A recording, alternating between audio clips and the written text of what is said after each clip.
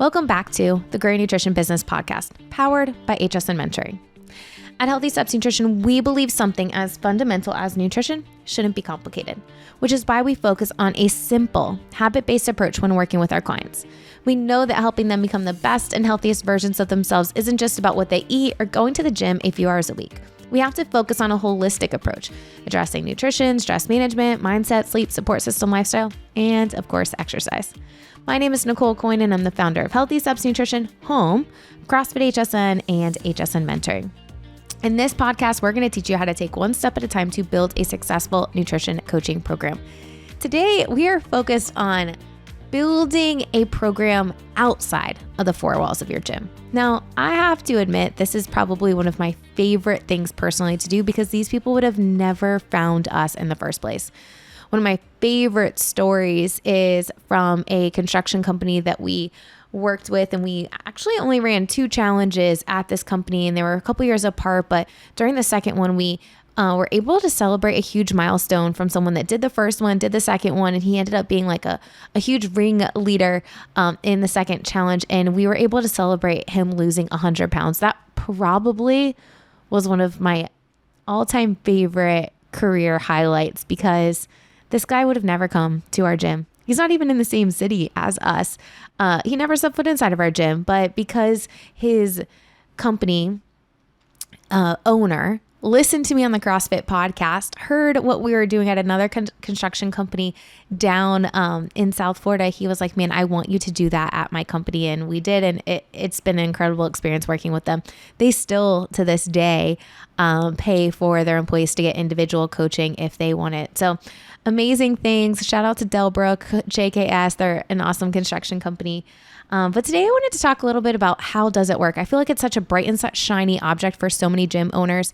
And it's a really cool opportunity to expand your reach so that you don't have to add classes, add equipment, add bigger space. You can really make such an impact, empowering health, but then also it's a really awesome revenue generator too. So big picture, how we structure employee wellness programs to pass. And one of them, this is the most popular that we kind of start with, is a 6-week challenge. Now, typically in a gym setting, we do 28-day challenges, but in a construction company or an employee wellness company where they're spending 8 hours a day with each other, that's a lot of accountability. So if everyone's doing the same thing, you can extend it to 6 weeks. I like doing 6-week challenges in employee wellness programs. And then if someone doesn't have a huge budget, another thing that you could do is like a seminar series. Now, there's not going to be a lot of accountability or anything there, but that is an option. You know, Patty, he owns Phoenix Strength and Conditioning in Ireland. He has a unique employee wellness partnership where they pay for individual coaching for all of their employees. Now, that is really amazing. You know, I think when you talk to company owners that invest in their employees like this, they realize, man, if I help them and I'm able to empower them to become a healthier version of themselves, they're going to show up better for what we're doing in our company. So they realize, hey, if I'm investing in them outside of what's going on in our business, they're going to be more invested inside of our business. So I want to talk about some kind of conversation starters that I would have and some things to think about. In HSN Mentoring, we have an entire training built out for gym owners and coaches that are partnered with us, including marketing emails and the program itself within the Healthy Steps Nutrition app. But I just want to get some of you guys just thinking about what do you look for, how to structure this. So big picture, we guide people to get started and kick off with a 6-week challenge. Now, the 6-week challenge isn't based on the biggest loser. It's based on consistency of habits. We're a habit-based coaching program, but we're not just focused on nutrition. We're focused on nutrition, sleep, mindset, and daily movement. The daily movement isn't requiring people to go to the gym, although we have set up partnerships where the company will pay for a percentage of the gym membership as well, which is pretty cool. So we focus on those 4 habits. We have a habit tracker that goes to a leaderboard so that we can easily see, are people doing the things, are they not doing the things? Now, when companies talk to me and they say, oh, we're looking to start an employee wellness program, I say, tell me a little bit more. What's prompting you to do this? Oh, well, it's National Nutrition Month, or we're looking to get our employees healthy. You know, we want to get them healthy. Okay. Well, what they don't realize are all these other benefits that come in by doing an employee wellness program like this. It's not just focused on nutrition. When you are focused on group engagement and group support, and you have a group feature where everyone's on the same playing field, the CEO and the brand new employer all communicating with each other, it brings everyone together and strengthens the company in such amazing ways that most people don't even realize.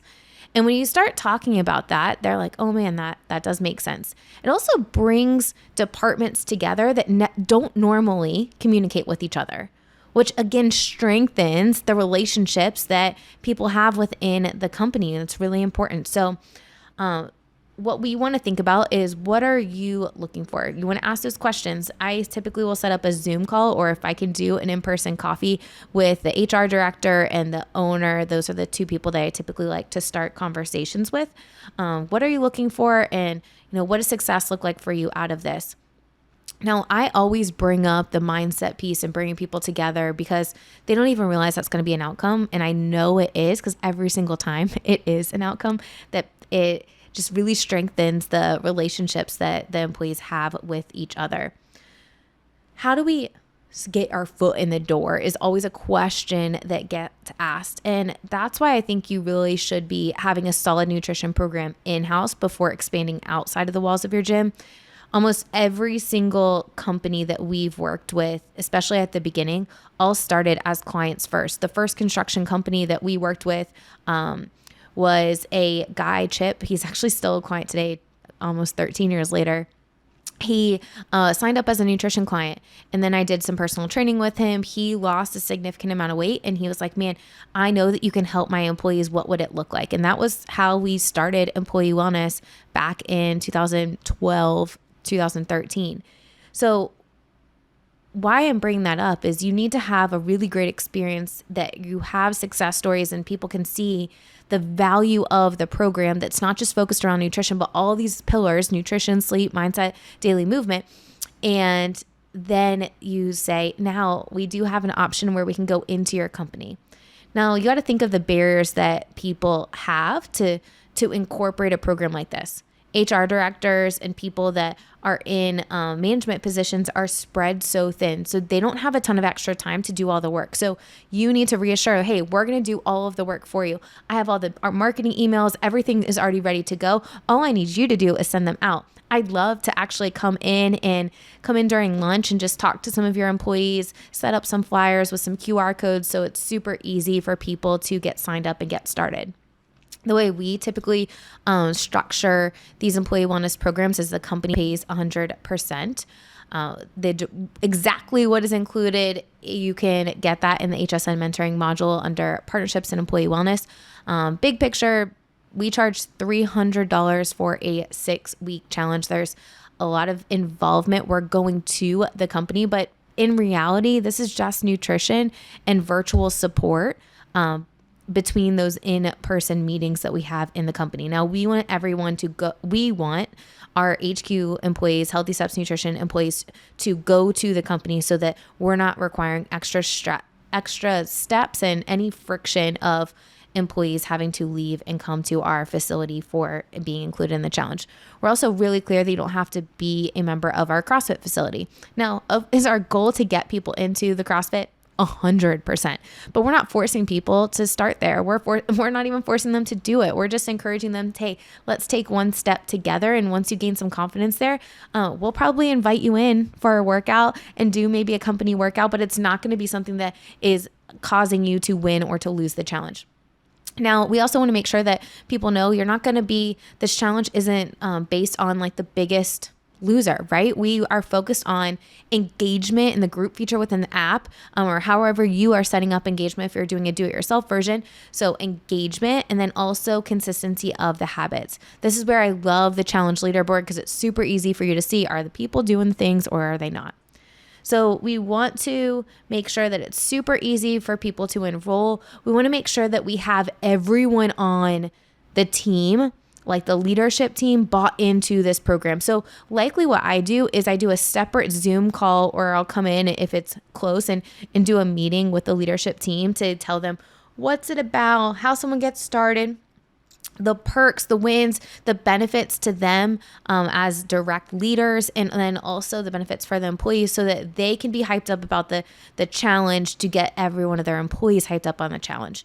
Now think about it. If you were working in a business and your direct boss is saying like, hey, I'm doing this challenge. I'd love for you to do it too. The company is paying for it. This is amazing. You're wanting to do that. You're wanting to engage with your boss. So of course you're going to do it. I've seen companies do really well when the leadership team is bought in. But if the leadership team is not bought in, it's a lot tougher to get the employees on board. I want to remember that we want that 6 and sometimes 7 week lead up to the challenge launch. I still like normal challenges launching in the beginning of the year, mid-January, February, even, mid-March before spring break or after school gets back in session.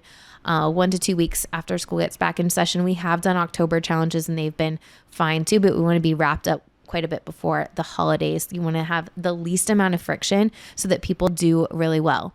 Now, company leaders don't know the best times. You want to make sure that you are confident with the best time to go in and do this challenge. So, challenges, great way. The nutrition seminar series, another option if companies don't have a big marketing budget. Consistency ultimately is going to lead you to be able to have the bigger impact. So going in and doing one seminar, maybe you might get a client or two from it, but in reality, if you're going in consistently and providing those simple tips, you're building that relationship. I would keep the same person doing that so that they can build the relationship, and then people will start to trust that person. And then when they're ready, they're going to come to you for help beyond just the seminar series that you are hosting. So how do we start these conversations? We need to have an exceptional experience inside of our gym. Then I want you to think about the people that own businesses, that are managers or that work at a business that could potentially give you an introduction. You don't want to just cold reach out to people. I don't love starting with businesses that have a bunch of different layers, a bunch of different locations. Like start with local businesses first and then you build from there. Types of businesses that HSN gyms have partnered with. There's been banks. We do a lot of construction companies, oil companies. There's been different school districts. There's Newton Elite. They have a grant that they do employee wellness with all of the teachers in their school district, which is pretty cool. So lots of options there, but it always starts with someone having an exceptional experience inside of your gym. So nail that first. That's why we always say start and do a couple of challenges within your gym first. Get all of the kinks worked out, figure out how to use all of the tools and resources that we provide, and then go and expand outside of the walls of your gym. So that's kind of big picture. I want to bring up some other questions that get asked or some mistakes that have happened. One thing that I'd love for you to just to think about. So when we launch employee wellness challenges, the company pays for the challenge. Now, sometimes we'll have add-ons where the company will pay for the gym membership or a percentage of the gym membership. Now, what I like to do, even if the company says we'll pay for the whole gym membership, I like to say, hey, why don't you pay for half? So our gym membership is $175 per month. You pay 50% of that. And then if you want to pay 100%, why don't you reimburse the employee after they've hit a certain threshold? So, we say 10 times a month, they need to come into the gym. They need to do 10 workouts a month, and then you reimburse them. Here's why. We want the employer to look back and say, my employees are engaged in this. I'm doing this. They're seeing good results. They're seeing value from it. We don't want them to look back and say, man, no one's even using this. We're paying for all these gym memberships, or we're paying this amount and no one's using it. An initial challenge, we typically have really great engagement with those. We'll move everyone into an ongoing group coaching program. But even if the companies are wanting to pay for individual coaching, ongoing coaching after the challenge is over, we still recommend making sure that there's thresholds that need to be met by the the employer, that there's clear expectations. Because what you want to happen is them to look back every 6 months, every year, and be like, man, this is a good investment that we're having in our employees. And if the company is paying for it, whether the employee is taking advantage or not, there could be a time where they come back and look and they're like, this isn't worth it. We're not going to do this anymore. So setting it up, like if you're doing a gym membership where the employee has to come in a certain amount of times per month to get the full reimbursement, or for nutrition coaching, they have to, have a certain amount of compliance in the app or show up to the meetings, whatever you say the threshold is, so that they can look back and say, hey, this is a good investment in my company. Other things that you want to think about, you want to have some professional resources when you're having those initial conversations with companies. So it starts off with hopefully a member, someone that's done your program, that's seen really good results, great. And then you want to go in and have a brochure, talk about what you do, how you can help people, how it works and how simple it is. You want to ensure that there's the least amount of friction possible. You want to make sure, hey, all of the emails to get people signed up are written out for you. The recommended send date is there for you. I'm going to come in and talk to your employees and get them hyped up. But the first step is getting all of the leadership team hyped up and excited. Here's how I'm going to make it super easy for you. The other thing you want to draw attention to is that you want to include in a program is that it's not just about nutrition. We want to make sure that they understand that you can help them with stress management and mindset and all of these other aspects that are ultimately influencing nutrition decisions, but they're really influencing the way that the employee shows up to work every day, so that ultimately we can create this amazing culture and increase stickiness. We have weekly challenges that we do with our challenges that we'll give out prizes to. Typically, we'll give out a custom Yeti for the Employee Wellness Challenge every single week. Or if we have a local company to donate some prizes, that's fun too. But we'll do challenges. Some of them will be related to nutrition or mindset, something like that. But then other times it's like, hey, post a picture of your hobby, or grab a new person at work that you've never talked to and go for a walk during lunch, so that you're fostering these connections between employees. That's going to increase the stickiness.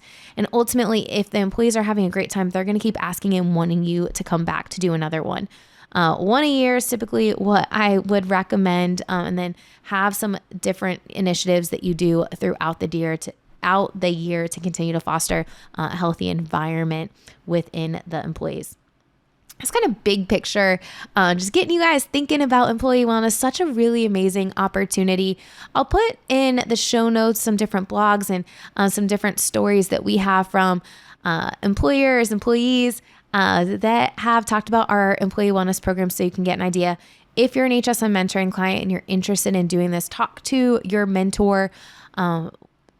Go to the Partnership and Employee Wellness module. Everything is laid out for you, from marketing emails to the flyers to exactly step-by-step how to do it, SOP. So it makes it super easy for you to replicate this. Now we're going into summer. This is the time that I'd be starting to have those conversations for a fall challenge, for a fall initiative, to get into a company and do some really incredible things to empower health outside of the walls of your gym.